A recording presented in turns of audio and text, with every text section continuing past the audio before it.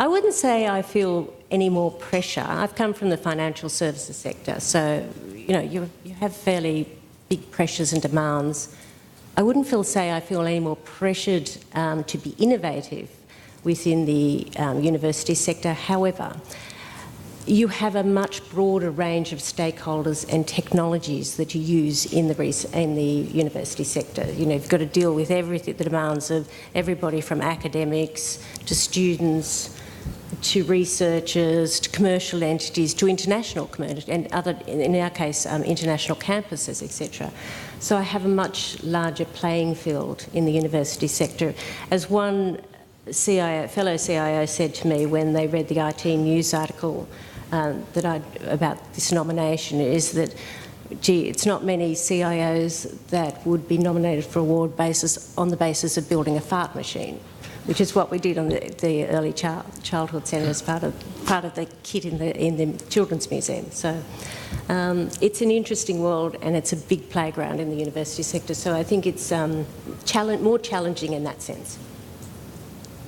Well, I will say no pressure, all the contrary, because I am also new in the education sector, and the interesting thing about the universities is that they are basically two, or perhaps more, but I am going to leave it in two, in two different entities working as one. On one side is the academic side of the organization, on the other side is the enterprise side of the organization. In general, innovation is associated to the academic research part of the university.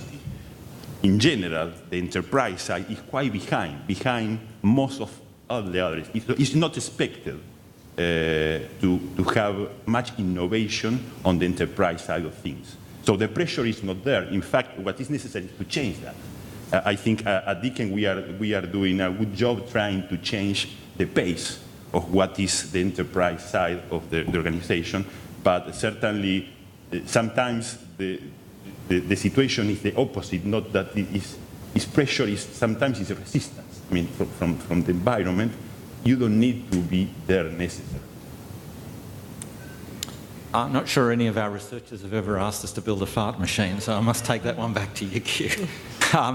So I come from the academic side, but I do have a long track record in the university system, and academics are pressured because they pressure themselves. So I think we all are obsessive compulsive and have the personalities which cause us to be like that. But seriously, I think if you're working in a university, and I take your comments about the corporate side, but in the research side, if there's no risk and there's no innovation and it's not pioneering, then I don't think we should be there. The kind of things that you guys are doing are highly innovative and risky.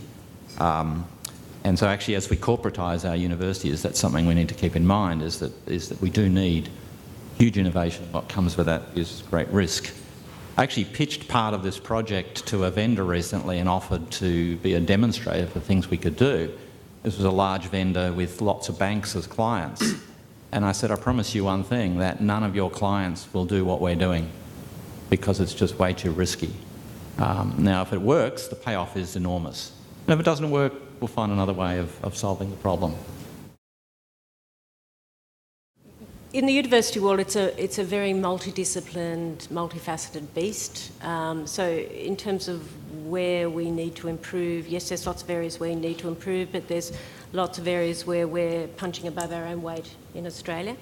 And I think some of the research work that's being done, etc., within the Australian context is definitely, well, they're saying that it's contributing to our rankings on, there's the sort of world rankings where we're ranking at the moment as number 4th. Australian universities are coming in number 4th behind the US, the UK and Germany. So we are sort of playing on the world stage here. Yes, there's definitely areas where you're always in catch-up mode in technology, so in that sense, you can always keep working at it.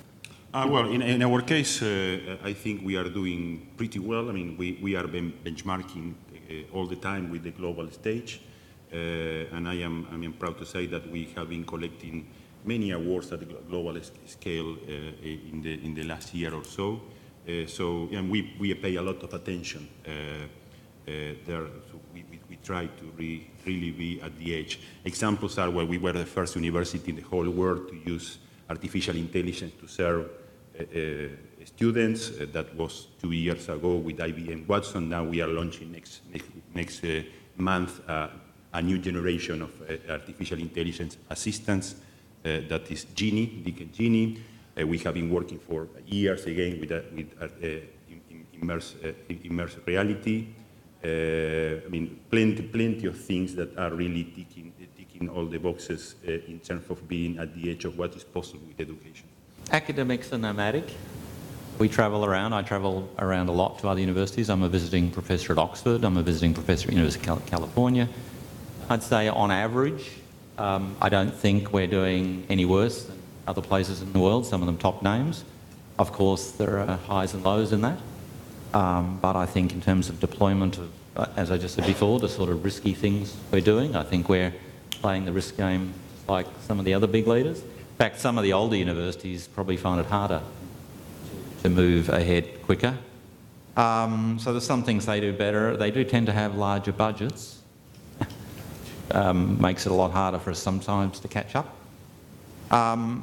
We get bright students too. They get bright students, and let's face it, students are often the hub of the innovation of the things we do.